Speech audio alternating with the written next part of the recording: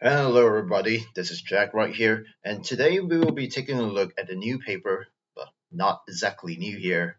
3 years ago, it's called "Learning Transferable Visual Models from Natural Language Supervision," a paper from it is Sutskever, right? So it's a paper from OpenAI back a few years ago, where they proposed a revolutionary model called the clip model, right?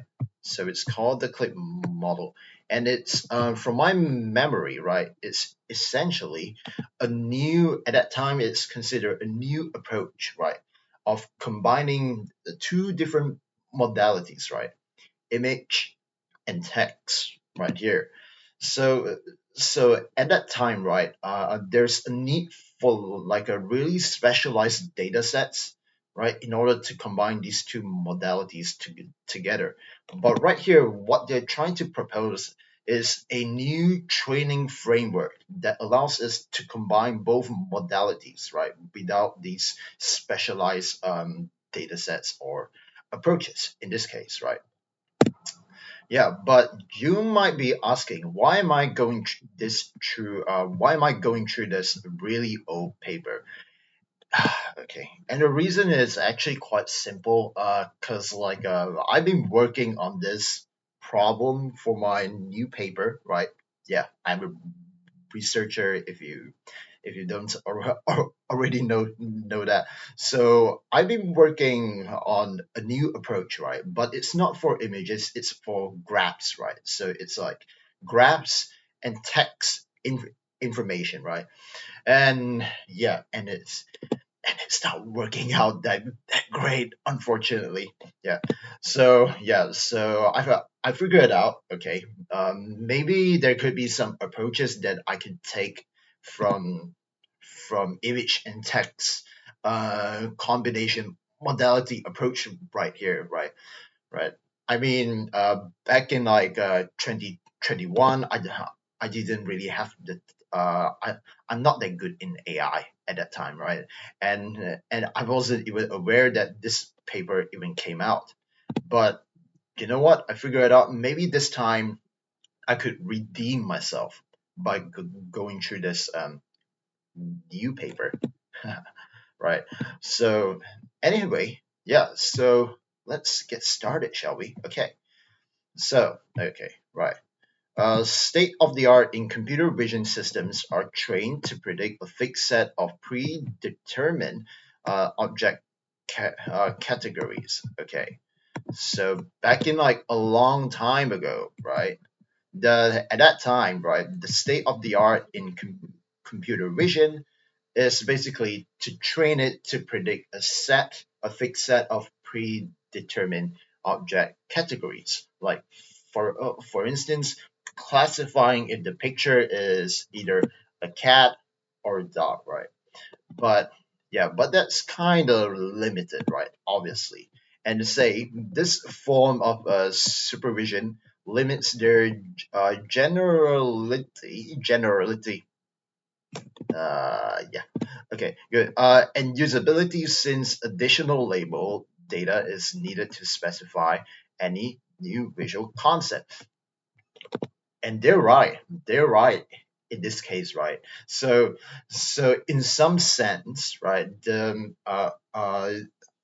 limitation behind those previous approaches is that you would need more human labeled data sets, right? For instance, right, if you want to predict if the image is contains an orangutan, right? Then you basically have need some kind of some humans to put labels to those images in order to let the AI learn from it, right?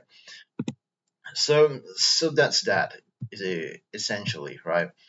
Okay, and they say here, learning directly from raw text about images is a promising alternative that leverages a much broader source of supervision, right? And furthermore, they say we demonstrate that a simple pre-training task of predicting which caption goes with which image is efficient and scalable to learn image representations from scratch on a dataset of, wow, 400 million image text pairs collected from the internet. Okay, right. As we all know, right, and there's a lot of captions being given to images on the internet from the past to now, especially with things like Google Images, where if you go into one of the websites right here, let me show it to you. So if we just go directly to Google Images, you will basically be able to get its captions about each image, right? If I'm not mistaken. Okay, let's click this beautiful creature right here. Yep. So you have a rough caption about an image, which then you can use as a very convenient way to train an AI system here. So now let's go back to the original paper. And now, okay, right. And let's say, after pre-training, natural language is used to reference learn visual concepts or describe new ones, enabling zero-shot transfer of the model to downstream tasks. And they studied the performance over 30 different benchmark data sets, thing, things like optical character reading, action recognition in videos, geolocalization, and many types of fine-grained object classification, right? And most importantly, they say here is that it transfers non-trivially to most tasks and is often competitive with the fully supervised pre-trained baseline approaches, things like ResNet on the ImageNet dataset, right? So, okay, right. So, this paper is essentially about the like I would say yeah, it is still like a supervised approach for training things, right? But yeah, yeah. So it's that, right? But it enables you to use the vast amount of data from the internet, right? Because images with a bit of caption is much cheaper than having a bunch of humans working to label those images from scratch, right? So, okay, if you are interested, you can check out this link, but it's pretty old at this point, and I don't need that right now. Okay, so as usual, we will be going through the conclusion now. Let's go through the conclusion now. Just let me scroll. Yeah. So apparently, this paper, apart from the references, it's like 27 pages long, and look guys, I don't have time to go through all of that, right? So obviously we're just gonna skim some parts and yeah, you see, I'm still looking for the conclusion and I'm not even there yet. You can already tell by how long the paper is, right? Because there's a lot of different tests going on here and there. But let's have a look at this one. Let's have a look at this one right here. Okay, so we have investigated whether it is possible to transfer the success of task agnostic web scale pre-training in NLP to another domain, and they found that this new formula right here, right, it results in similar behaviors emerging in the field of computer vision, and they discuss a bunch of social implications, which obviously isn't that important. Wink, wink. Right. Um, in order to optimize their training objective, right, their clip models learn to perform a wide variety of tasks during pre-training, right? This task learning can be leveraged using natural language prompting to enable zero-shot transfer over existing datasets. And they mentioned here, right, at sufficient scale, the performance of this approach can be competitive with task-specific supervised models, although there's more room for much improvement. So essentially, right, if you focus on that the last two sentences there, right, that it mentions that okay, at sufficient scale, right? So at sufficient scale, their clip models can be as good as those task-specific supervised models like the ResNet 50 models, right? But remember, sufficient scale, which means that you need to have a lot of data and a lot of model parameters, right? So, so obviously, to train something this general, right, you need to have a lot of data and a lot of layers at the same time.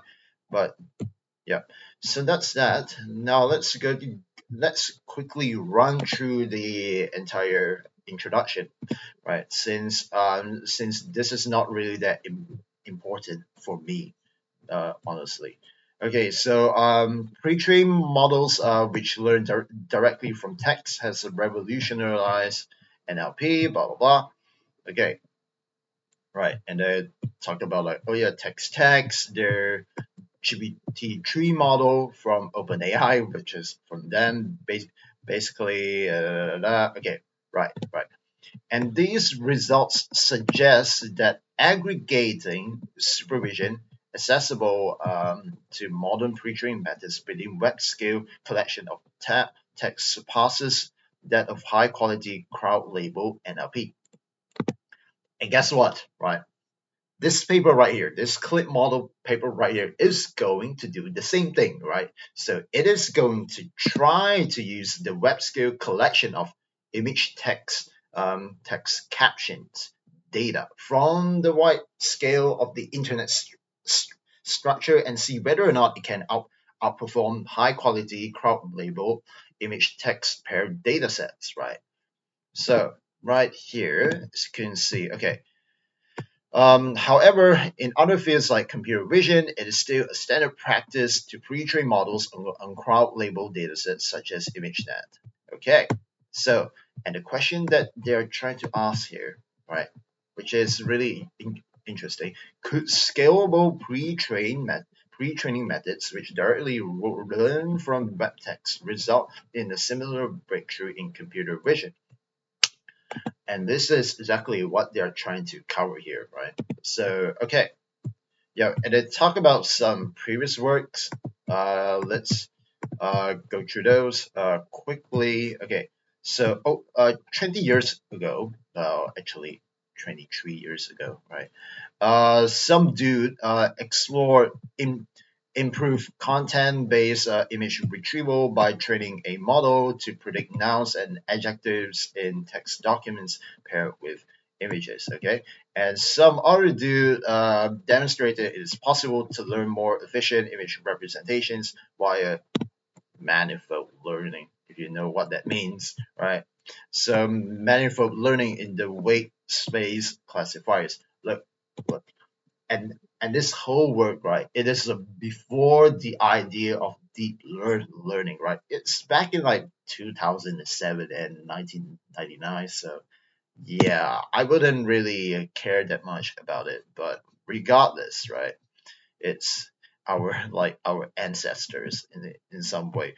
So okay, at 2012, they have a deep representation learning by training a multimodal deep Boltzmann machines on top of low-level image and text tag features. And at 2016, finally, right, the age of deep learning has already begun, and they use convolutional neural networks to predict words in image captions.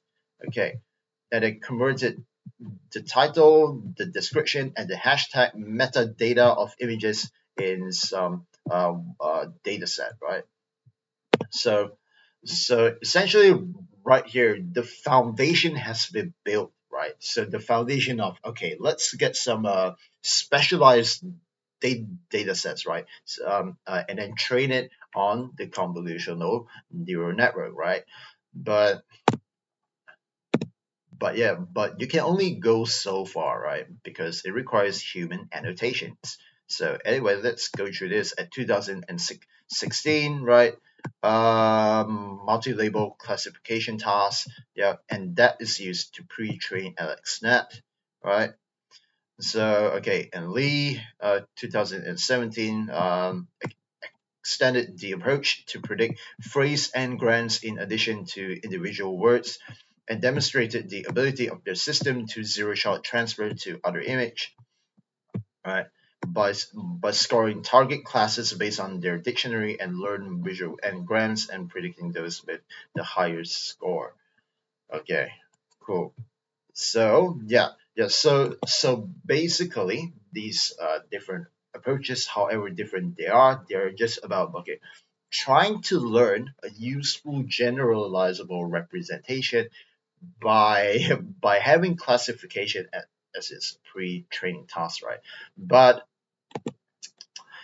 but as we all already know, right nowadays, right, we don't do this kind of things anymore because we already have things like self-supervised supervision, right? Oh yeah, just give me a quick second. All right, here.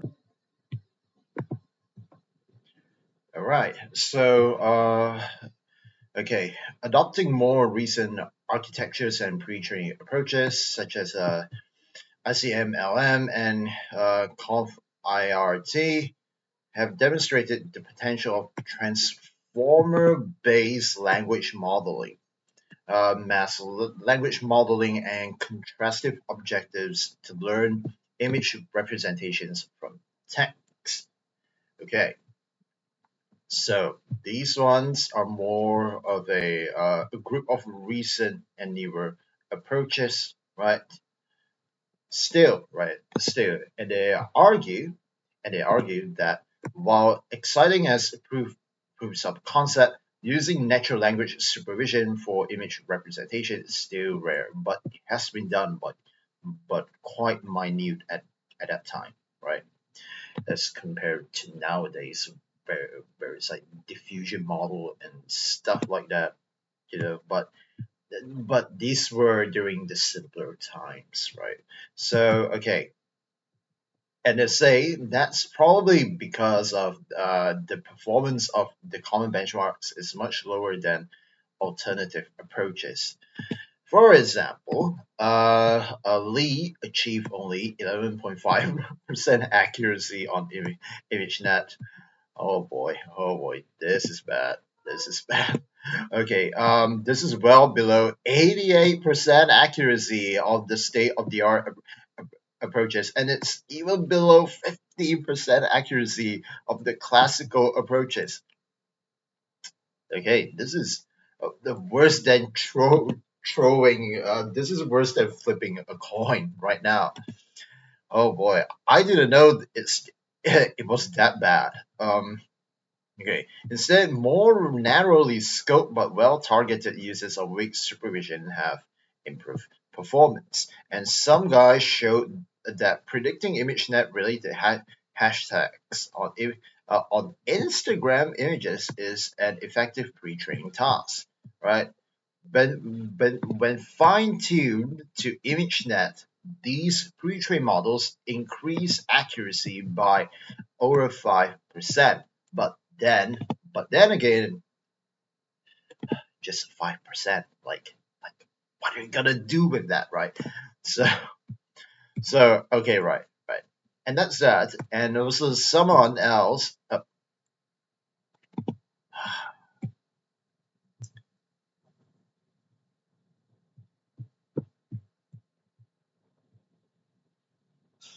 Okay, we're back at it again. Okay. And someone else have also demonstrated large gains on a broader set of transfer benchmarks by pre-training models to predict classes of noisily labeled JFT dataset. Yeah, if I'm not mistaken, the JFT dataset is a proprietary dataset from Google themselves. Yeah, so good luck to get those images. Good luck with that, um, because we're not having it anytime soon. But okay, so okay, and to say this line of work represents current pragmatic middle ground between learning from a limited amount of supervised Go labels and learning from practical unlimited amounts of raw text, right? But they say it is not without not without compromises, right? Okay, let's see about that, shall we?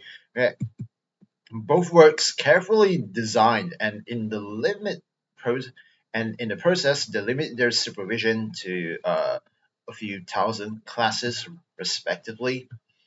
Yep, and here they say, right? Here they say, natural language is able to express and therefore supervise a much wider set of visual concepts, right? Okay, and they also mentioned that both these two approaches use so-called static softmax classifiers, right? If you don't know what softmax classifier mean, you should know that. But it is essentially right. When you try to predict the class of an image, do we have a probability distribution, right? Of like, okay, this image could be like 60% a dog, and then it could be like 40% cat, but we think it's a dog, right? So that's a, a probability distribution, and you can only get that in this case by using the softmax operation here, right? So yep, so both approaches use a static softmax classifier to perform prediction and lack a mechanism for dynamic output. Okay, this severely um, worsens their flexibility and limits their zero shot abilities. Okay, so okay, right. And they say here a crucial difference between these weakly supervised models and recent explorations in learning image representation directly from language. And they say it in a single word here, right? And it's all about scale. Scale in terms of what? In terms of data, in terms of model size, and that's the solution, right? Even until this point, right now in this very year, right? OpenAI is still emphasizing on scale because only scale, according to them, can get you to that accuracy that you want, right? So it's like, yep, it's only about scale at this point, right? So, okay, right, let's continue with that. Okay, so while some people train their models for accelerators years, wait, wait a minute. What do they mean by train their models for accelerator? Okay, okay, guys, I got to search that out. What do they mean by accelerator years? Accelerator years. Okay, right. Ah, okay. I get it now. So it's basically like things like how many GPU hours, but in this case it would be like how many GPU years or CPU years, and maybe I don't know what they're talking about here, but either way, that's not that important, honestly. Okay, so on millions to billions of images, and some of these older approaches, right? Okay, so it's basically just saying like, oh yeah, they're trading in like a lot of data, blah blah blah, right? And now here they say, okay, in this work, they close this gap, right? And they want to study the behaviors of image classifiers trained with natural language supervision at large scale, right? So, and they can do this, right? They can only do this, right? Because there's a large amounts of publicly available data, right? And it's a new data set of 400 million image to text pairs, and demonstrated that a simplified version of con BIRT trained from scratch, which they call it clip. And voila, right. There it is, right? Clip stands for contrastive language image pre-training, is a efficient method of learning from natural language supervision. And they study the scalability of their clip model by a series of 8 models spanning almost 2 orders of magnitude of compute, and observe that the transfer performance is smoothly. smoothly predictable. It's a smoothly predictable function of compute. Basically, right? It's something similar to like if you still remember back in the day, right, with with things like a GPT-3, right? In that original paper, they have this like graph right there. It's like as you increase, you know, the amount of training or the amount of compute, how much more accuracy gains that you're gonna get on the y-axis, right? And it is smoothly predictable, all right? And I found the same thing here. Okay, right. And I found that a clip learns to perform a wide task, right? A wide set of tasks, including OCR, geolocalization, action recognition, and much more. And then benchmark it on 30 data sets, right? And I found that it is competitive with prior task specific supervised models, right? And have confirmed these findings with a linear representation learning. I don't know what that means. I don't know what that means, right? I don't know what that means. What do you mean by linear probe? Linear probe. Okay, let me just look it up real quick. Sorry about that.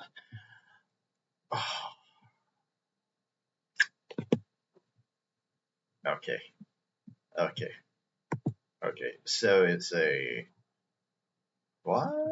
Okay, let me see. Let me see. Okay, guys. Just give me 1 second. Just give me 1 second, because I don't want to waste any more time. I'm just going to ask a smarter entity than I am right here. So this is what I'm going to do, right? I'm just going to ask uh, linear probe. What's that? Linear. Okay. Well, sorry, sorry about that. Okay. Tell you what. God damn it. Here, linear probe. Okay, right. Here it is. Okay.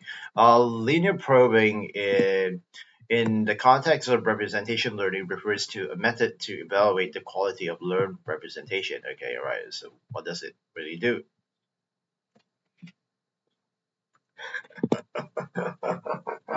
Okay, right. I see. Now it is okay, right. I know what this is, right? So it's like if you have like a pre-trained model, right? And all it does is like output a hidden embedding at the end. So what you want to do, right, is that you take a linear model, right, and the linear model would just use that embedding to predict to predict the y, right, the output, right, and you only train that model, right, that linear model, whether it be a logistic regression model or a linear regression model, right? Then the hypothesis here is that if if your representation is good enough, right, then these linear models could make use of it to achieve high accuracy, right? So there's a correlation there, right? The accuracy and the quality of the learned representation from your deep learning model, right? So so that's that, right? And they show that their model outperforms the publicly best available ImageNet model while being more computationally efficient. And I also found that the zero-shot clip models are much more robust than equivalent accuracy supervised ImageNet models, right? And this suggests that zero-shot evaluation of task agnostic models is much more representative of a model's capability. Okay, and they also have some policy and ethical implications, blah blah. But we are not going to go through that. If you want that, then just go to your then just go to other YouTube channels, I guess. But I'm not doing that here. Instead, I will be going through the approach right here. So okay, so obviously there's gonna be like a lot of fluff here. Okay, but let's go through what we're going to talk about here. So, part one, natural language supervision. Okay, blah blah blah. Okay, yeah, and then next, they talk about a what is this? Okay, creating a sufficiently large data set. Okay, and next, they talk about selecting an efficient pre-training method. Okay, and next, they talk about okay, how do we choose the right model and how do we scale it up, right? To what size should we do that? And finally, they talk about the training, right? The training process. Very interesting indeed.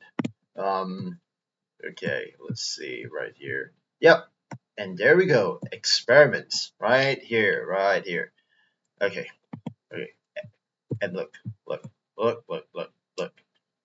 Now, I will be focusing on the methods part of this paper because it's more applicable to me, right? Yeah, as for the results, yeah, I don't feel like it. I don't feel like it. I really don't feel like going through that, because I got like a bunch of papers to cover, right? And yeah, and I need like a workable approach for my new project. So we're just gonna go through this one by one, shall we? Okay. So at the core of our approach is the idea of learning perception from supervision contained in natural language. As discussed in the introduction, this is not a new idea, obviously, right? So okay, and then talk about things like yeah, and then there's a lot of people that talk about their approach, such as unsupervised, self-supervised, weakly supervised, and supervised, right? But they emphasize that what is common across this line of work is not the details of this of these different particular approaches, right?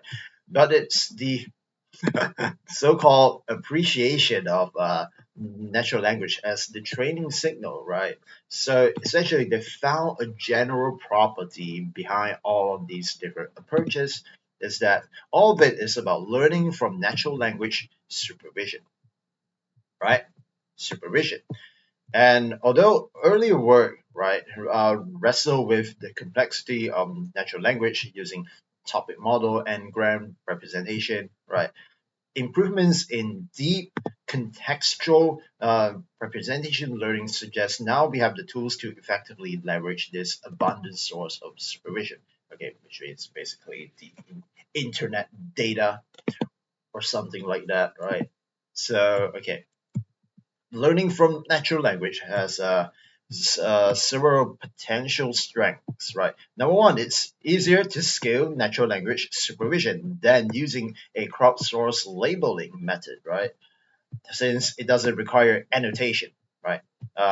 In the classical machine learning compatible format, right? And next, right, methods which work on natural language can learn passively from supervision contained from the internet. Sorry about that.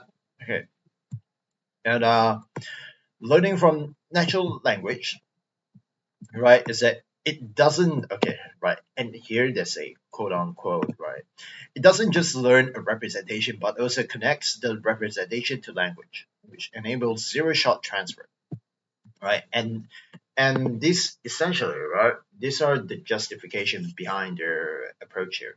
Okay, and next, they talk about how to create the data set, but let's not go through that too much, right? And I think here's the important part here.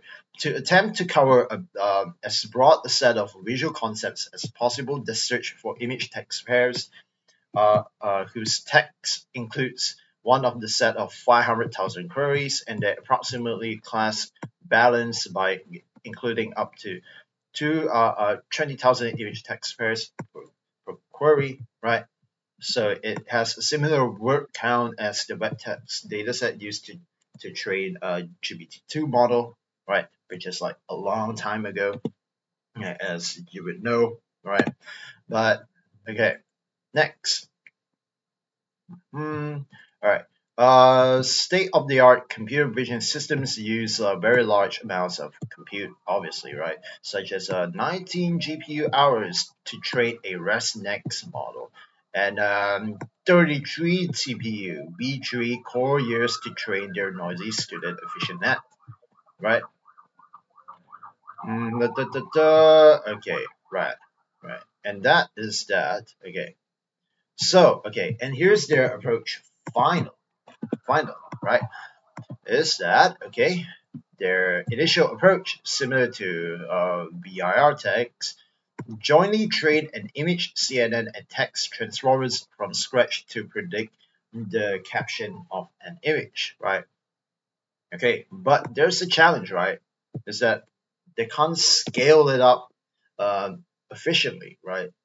So, okay, right. In figure two, right here, in figure two, let's take a look at figure two. Figure two should be here, right?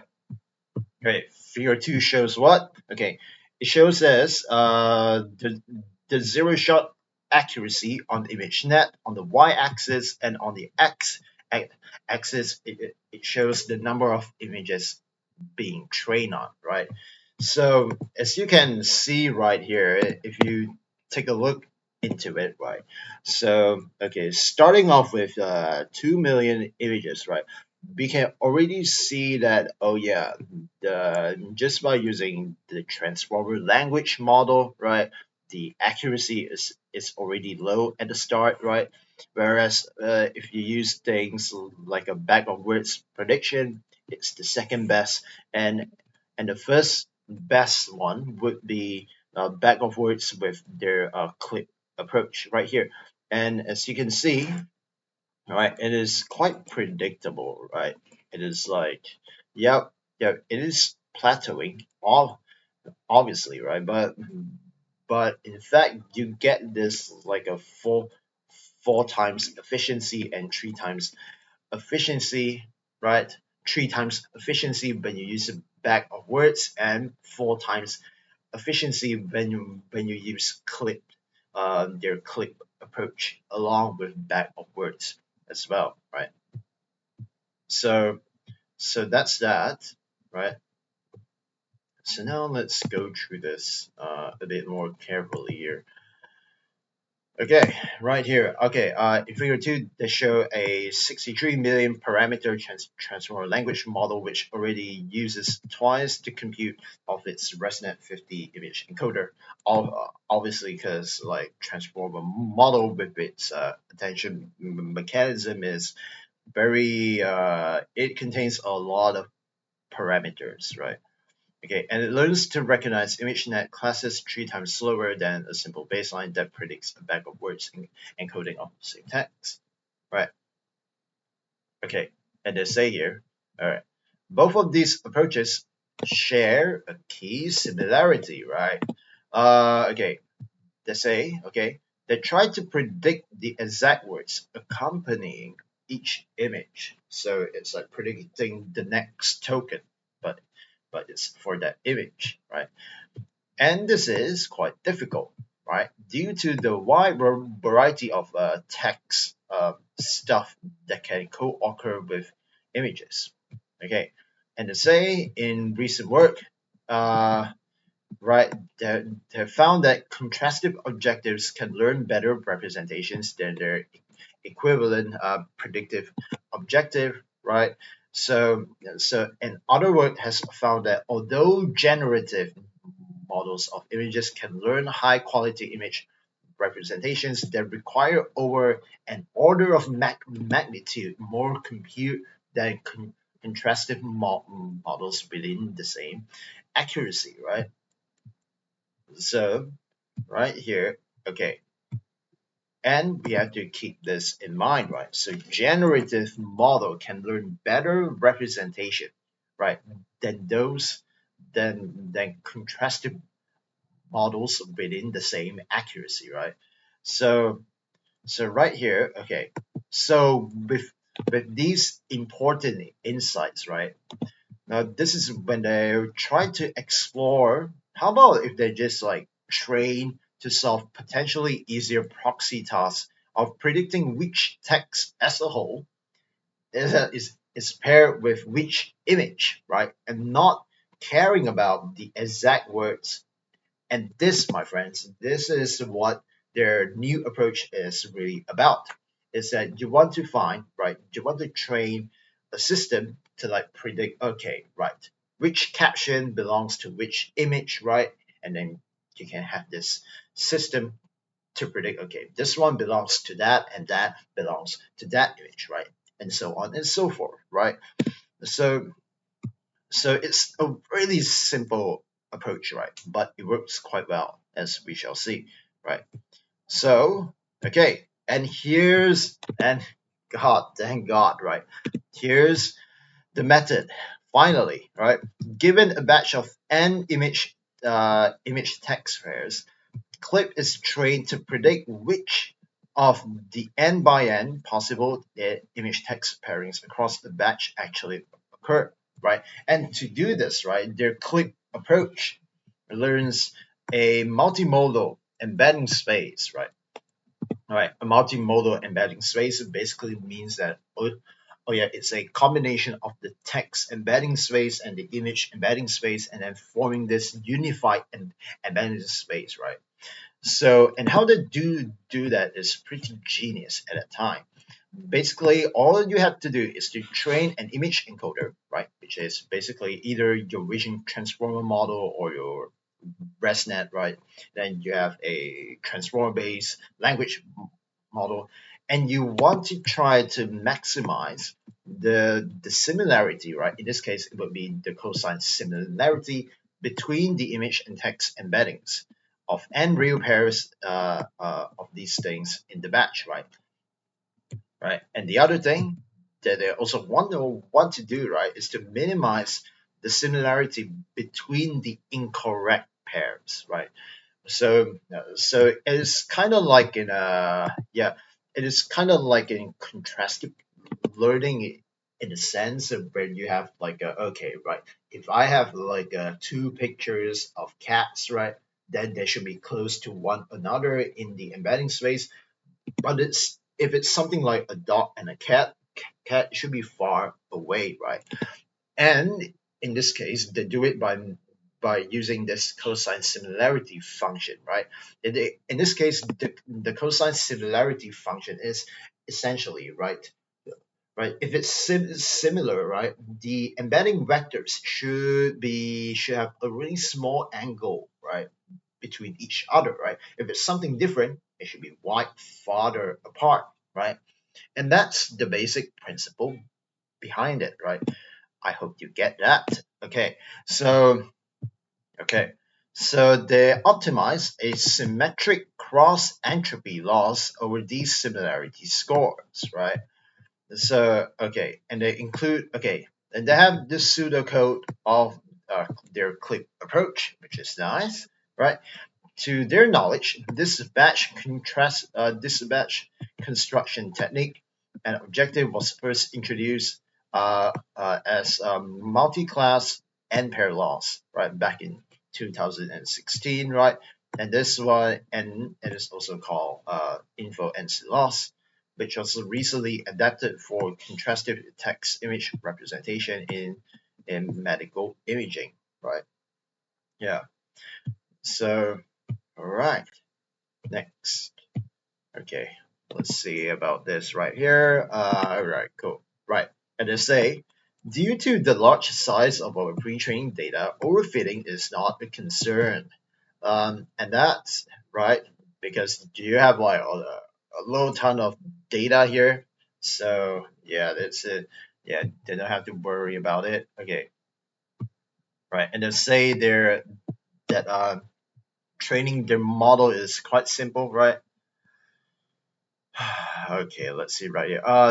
So they train their model from scratch without initializing image encoder with image net weights or text encoder with pre-trained weights. And they also do not use nonlinear projection between representation and contrastive embedding space, right? right? Instead, they only use a linear projection layer from each encoder's representation, and they did not notice a difference in training efficiency. And then speculate, right? And then speculate here that nonlinear projections may be co-adapted with details of current image only in self-supervision representation learning methods, right? And then also remove the text transformation function from a previous paper which samples the sentence at uniform from text since many pairs in CLIP's pre-training data set are only a single sentence, right? So that transformation approach is completely redundant in this case right here, right? And here they also simplified the image transformation function, basically getting rid of a lot of heuristics here, right? Right, which is obviously pretty cool, right? I mean, without these like augmentation approaches, right? If your method performs well without these data augmentation approaches, yeah, that would really mean that the approach is actually pretty solid, right? So, okay, right. Right, and they say, okay, a random square crop from resized images is the only data augmentation used during training, right? And it's pretty simple, right? Just like crop, crop, crop, crop. Let's say if you have a huge image, right? And then what you basically do is, yeah, I'm going to crop this part and then use this part as your training. Oh yeah, I'm going to crop this part, crop that part, crop this part, crop that part, crop, crop, crop, crop, crop. Yeah, and that's basically a way to get more data from the data you already have, right? So, okay, finally, a temperature parameter which controls the range of logic, right? We're just gonna T, right, tau, right here, right? So it's a, right, and I try to optimize it during training as a log parameterized to avoid turning as a hyperparameter. Okay, not as a hyperparameter. Okay, not as a hyperparameter. Uh, Dang it. Yeah, I think I made a mistake in my yeah, in my approach for my work because like I treat it as a hyperparameter, but I set it to like 0.07. Uh, yeah, maybe I shouldn't do that. I don't know. I don't know. But does it matter though? I'm not too sure about this. Yikes. Okay, right. Be okay. So they consider two different architectures for the image encoder. Firstly, they use ResNet 50 as the base architecture, right? And they made a lot of modification here, such as re- replacing the global average pulling layer with an attention pulling layer. Uh, so okay, right, and I guess you all know what that means, right? Because I do, right? So, okay, for the second architecture, they use a vision transformer, finally. Okay, right.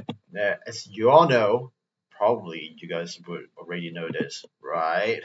But basically, a vision transformer, right, is basically if you split an image into a number of patches, something like a 16 by 16 patches, right, and then you feed it into a BERT model, right, an encoder, a transformer encoder model, right, and you would make it, right, and then you would say, okay, right, you're gonna take all these tokens, right, and then you're gonna predict a label of that token using that class token that you have.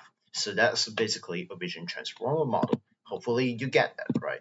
But okay, so they follow their approach, but with only a minor modification by adding another layer normalization to the combined patch and position embeddings before the transformer and use a different initialization scheme, which I'm not that interested for now.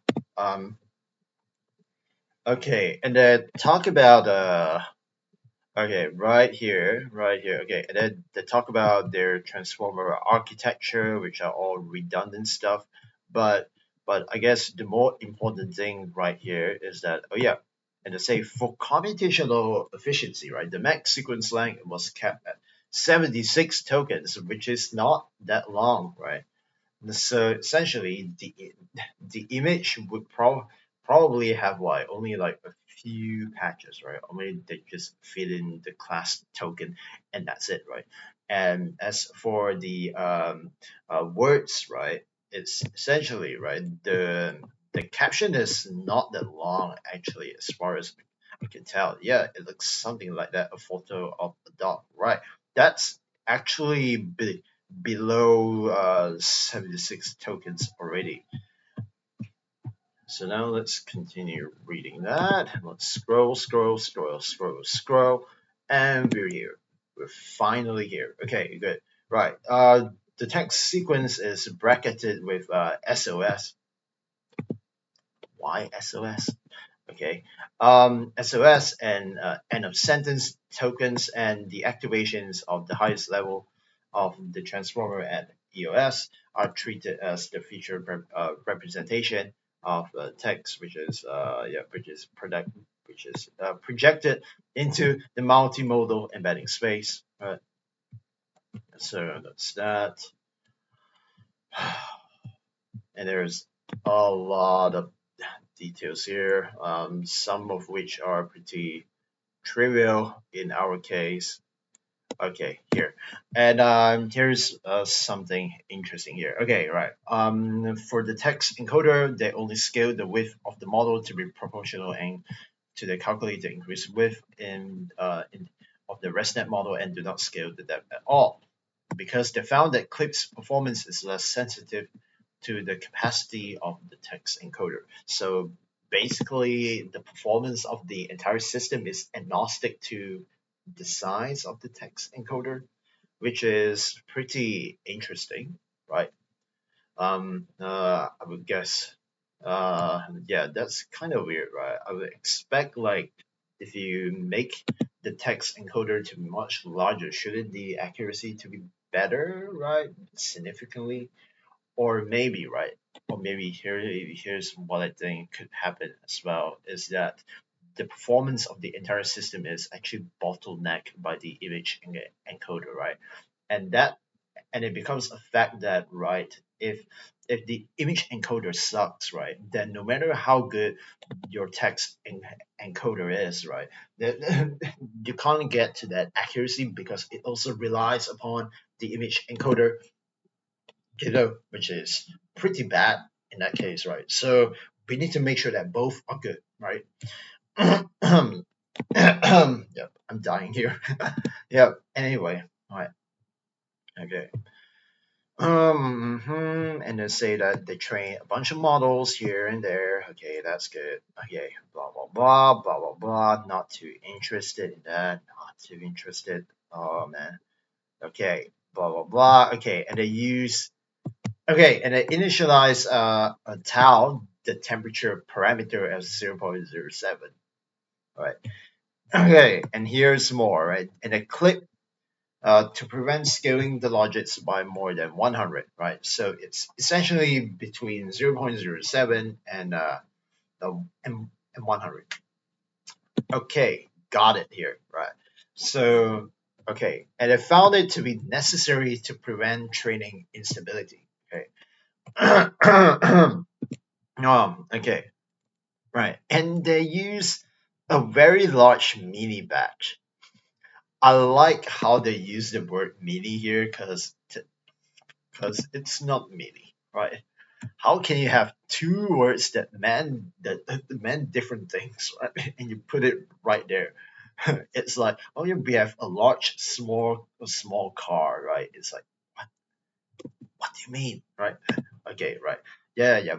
But I get what they're saying here, right? Okay, right. 32,000 plus mini batch size. Pretty cool. Makes precision. Yep, you got to use those things, use those tricks. I know that. I hope you do. Okay, right. Oh, thank God. Oh, okay, right. Experiments. But I figure out that we should probably check out the source code first. Okay, right. So the pseudo code is here, right? So okay, define. Okay, right. So basically, we have the image encoder taking in some representation, right? taking in the image, and we have the text encoder that takes in the text input, right, in order to create a representation for each one of them, right. And then they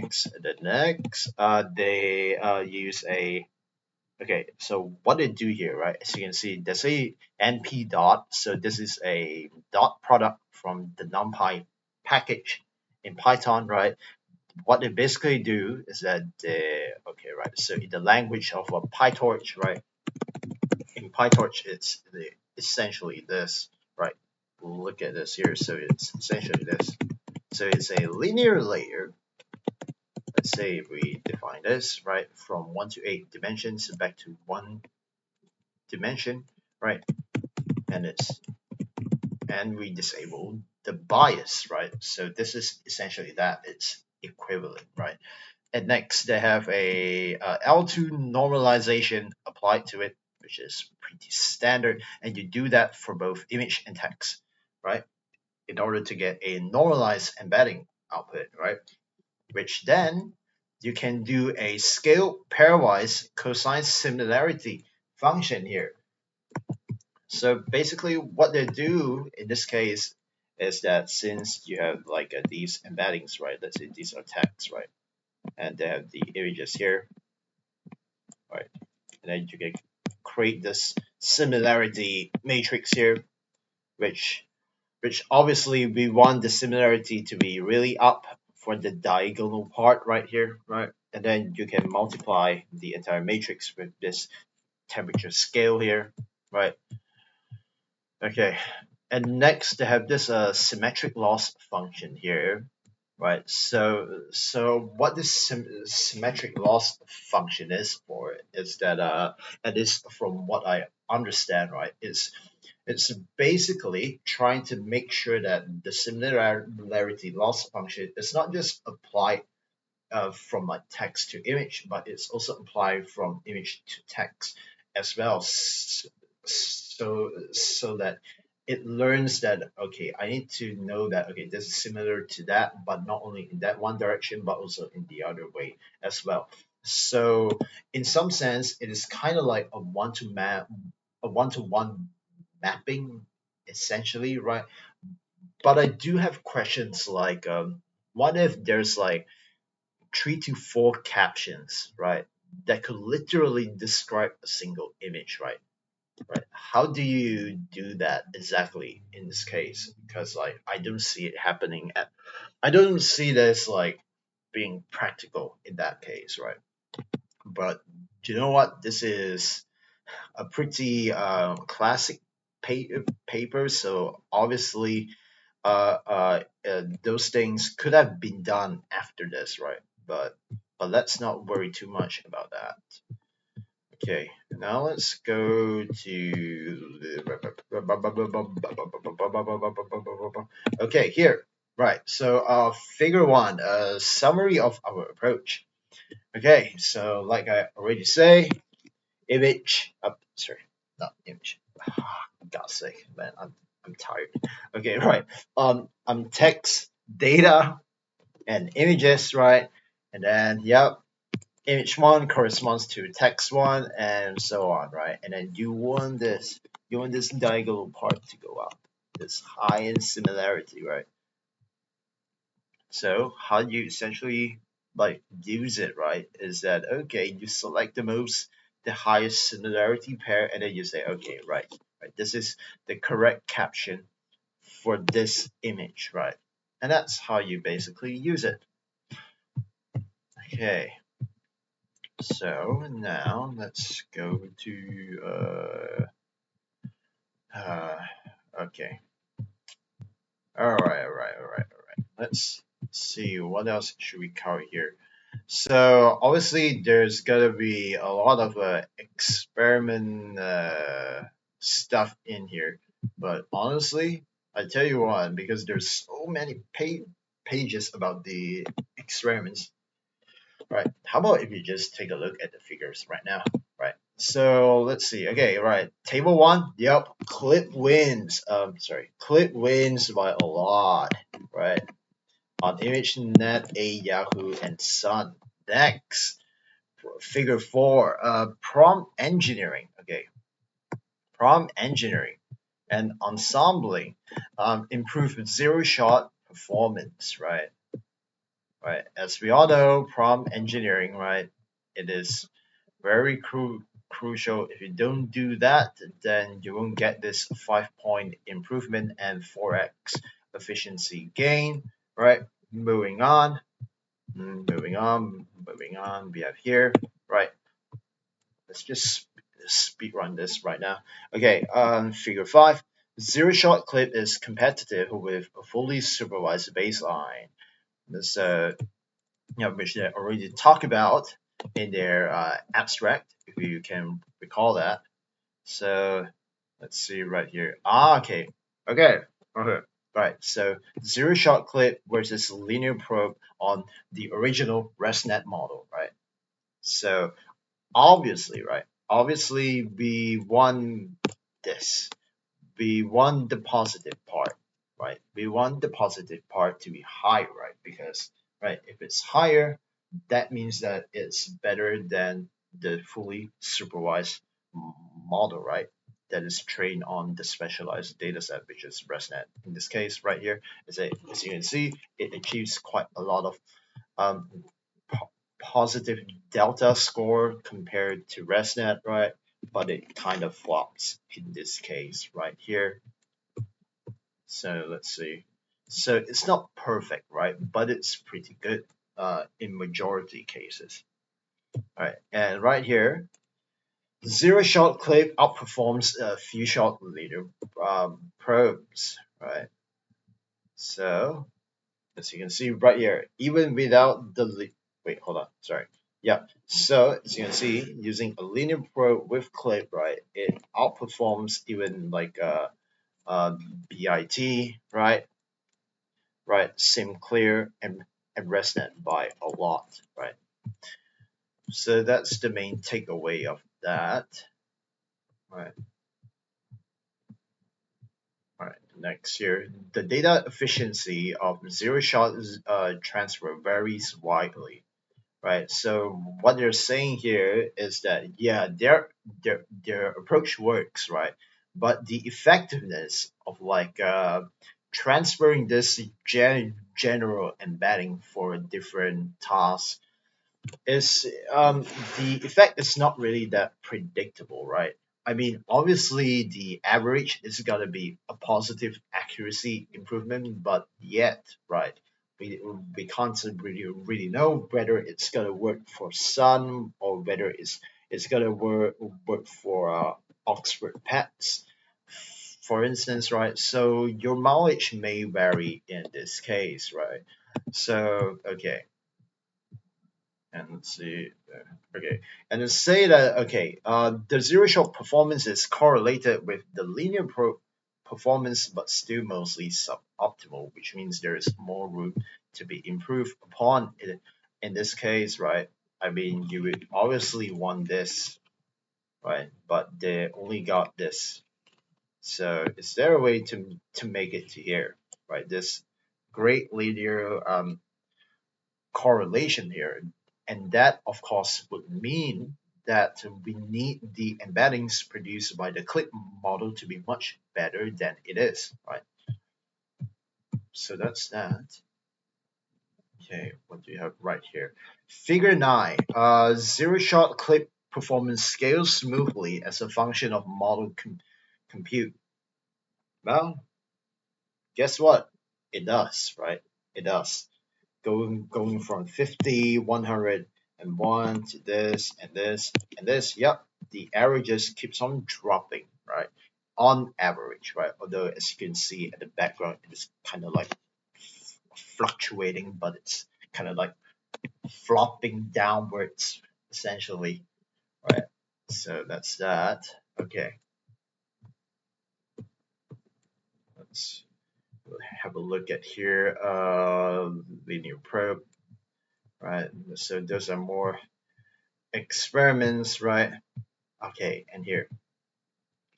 and here's the important part. So robustness to natural distribution shift, where they evaluate things like out of distribution stuff, right?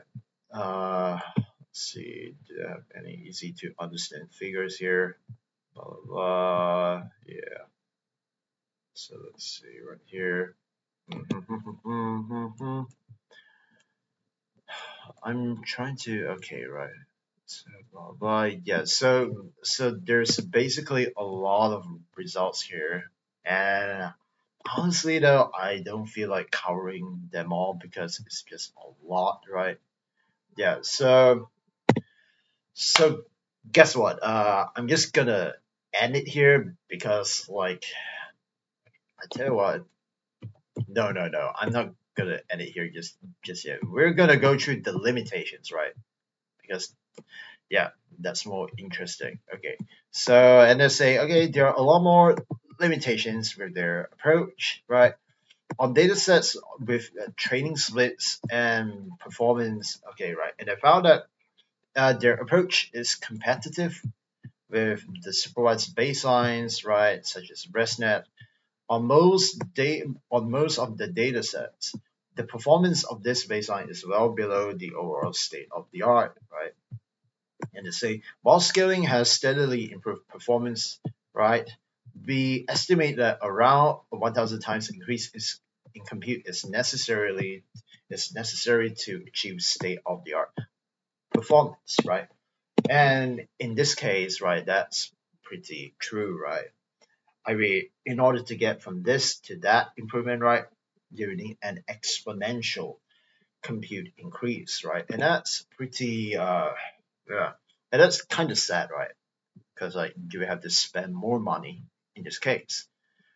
So okay, and then now they talk about this. Okay, right.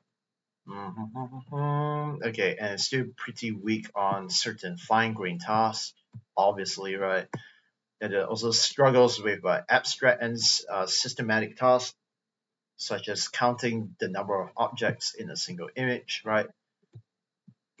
Right, and okay, okay, right. And here you say the clip does little to addressing the underlying brittle generalization of deep learning models, right? Which basically means it still kind of sucks at out out out of distribution tasks, apparently, right? Okay, right, right. Instead, Click tries to circumvent that problem and hopes that by training on a large variety very dataset, all data will be effectively in distribution. This is a naive assumption as MS demonstrates is easy to violate, right? So in this part right here, what they're basically saying is that, oh yeah, we have like a ton of data, right?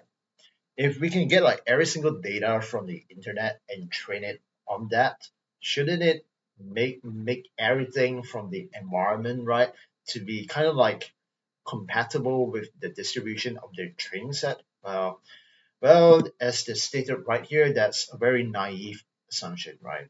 I mean, obviously the internet is huge, right? But the problem is that there's more variety to the real world than what it's learning at the moment, right? So that's something that I don't think it's gonna be fixed even right in this time here as per recording, because like even with things like the OpenAI O1 models, right, it is still suffering from this problem, right? And there is no real solution for that, unfortunately. So okay, right. Clip is still limited to choosing those concepts in a given classifier, blah blah blah blah blah. Okay, right. Okay, and here they say a simple idea worth trying is joint training a contrastive and generative objective with the hope of combining efficiency of clip with the flexibility of a caption model.